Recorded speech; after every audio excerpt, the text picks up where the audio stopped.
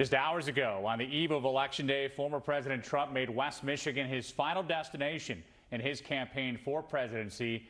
Grand Rapids was also the location of his last rally in 2016 and in 2020. He was up at Van Andel Arena and people were there into the early morning hours. This was his final speech of this campaign season. There were about 12,000 people up at Van Andel, and the former president says he chose Grand Rapids because he thinks this area could help him win. He says if he can win Michigan, he can win the whole thing. With your vote, we are going to fire Kamala, and we're going to save America.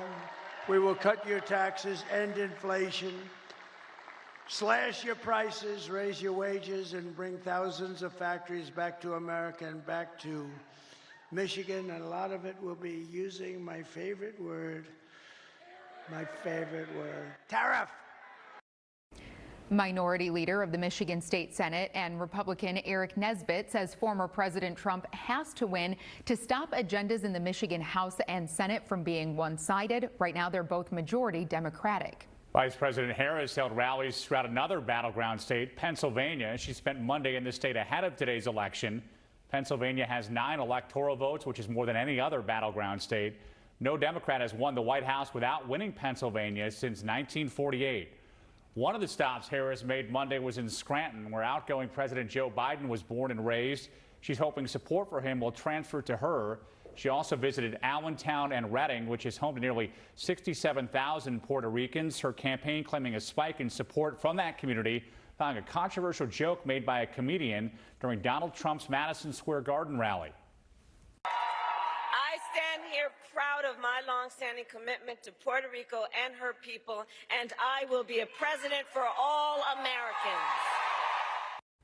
Harris wrapping up her last rally in Philadelphia at a concert featuring Lady Gaga and Ricky Martin. The rally was held at the Museum of Art. They're known as the Rocky Steps and symbolize the rise of an underdog, which Harris says she is in this race. Now, polls open at 7 this morning, and we're in Eastern time, but parts of the Upper Peninsula are in Central time. So that means polls will still close at 8, but there'll still be 1 more hour of voting in parts of the UP. So long as you're in line by 8 tonight, too, you can still vote. And Michigan does have same-day voter registration now. So if you're not registered to vote, you can do that today. You can visit your local clerk's office, and then you can vote right afterward. And we do have a section on our website before you head out to help you get to know your candidates. That's on WWMT.com. You'll want to look for our Know Your Candidates page. We asked each candidate who's running for the same office the same questions. You can also see those interviews on our YouTube page. You'll just want to scroll down the playlist to see those. You can count on News Channel 3 for all your election coverage. CBS will begin full coverage at 7 o'clock tonight. Our team will be doing multiple updates throughout the night on local and statewide races. We'll have live team coverage from across West Michigan on all the races that matter to you. Join us both on News Channel 3 and our coverage on ARC West Michigan, Channel 3.2, starting at 10 p.m.